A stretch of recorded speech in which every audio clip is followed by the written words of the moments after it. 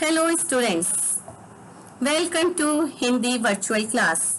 मैं नीता भटनागर, आपकी हिंदी अध्यापिका, आज आपको वर्ण विचार के विषय में पढ़ाऊंगी।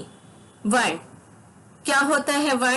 वर्ण वह ध्वनि है जिसके और अधिक टुकड़े नहीं किए जा सकते। जैसे एक शब्द है बंदर। बंदर को हम अलग अलग वर्णों में विभाजित करेंगे, जैसे ब प्लस अंग plus the plus a plus रा प्लस आ। बाजार, बाजार में ब प्लस आ प्लस ज प्लस आ प्लस र प्लस आ। इस तरह से देखिए, हमने जैसे इनके वर्ण अलग अलग किए, उनके और अधिक हम टुकड़े नहीं कर सकते, इसलिए ये वर्ण कहलाते हैं। वर्ण 3 प्रकार के होते हैं।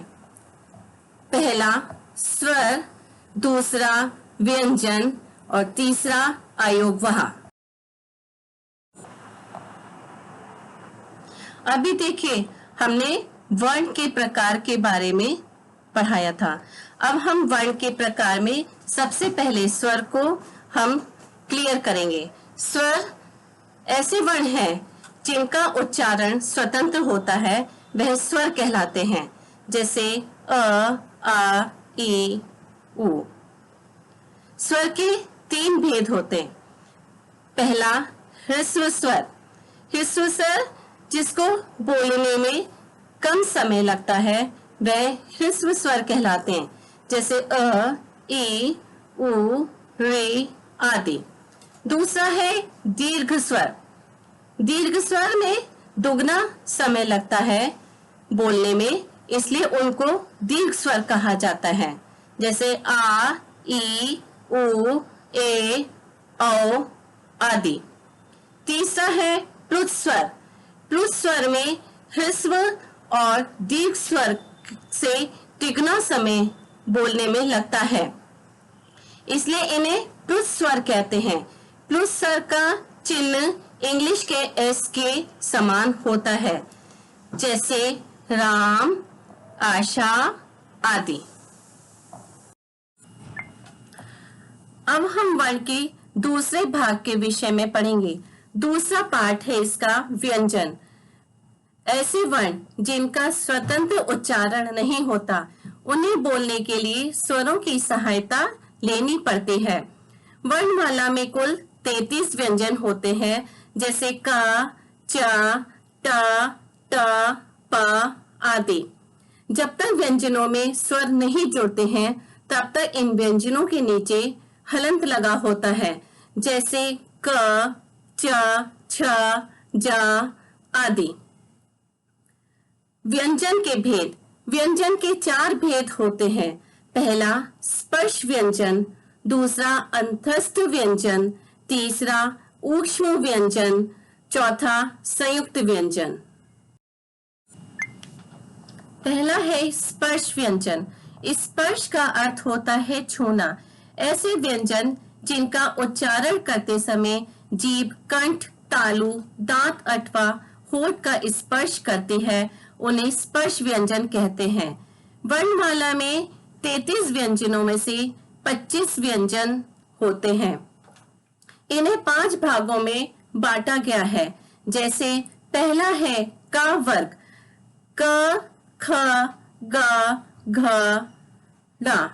दूसरा है च वर्ग, च, छ, ज, झ, ण।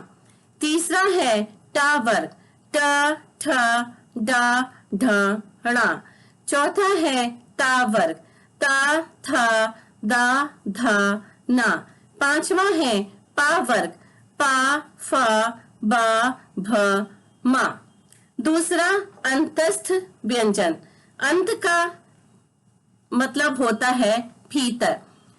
जो व्यंजन बोलते समय मुख के भीतर ही रह जाते हैं, वे अंतस्थ व्यंजन कहलाते हैं। जैसे य, र, ल, व। तीसरा ऊक्ष्म व्यंजन। ऊष्म का अर्थ होता है गरम। जब व्यंजन बोलते समय मुख से गरम वायु निकलती है तो वह ऊष्म व्यंजन कहलाते हैं। यह संख्या में 4 होते हैं, जैसे श, श, स, ह आदि। संयुक्त व्यंजन।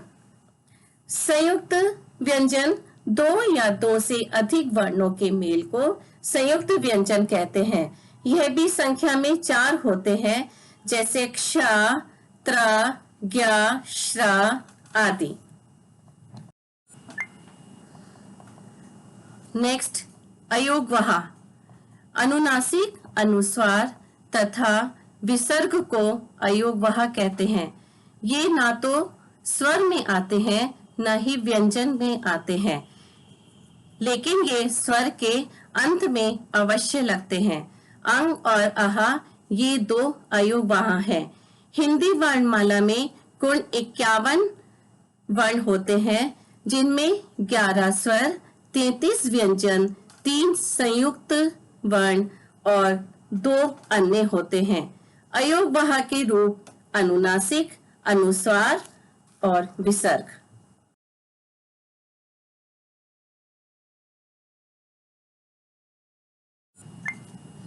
वर्ण विच्छेद।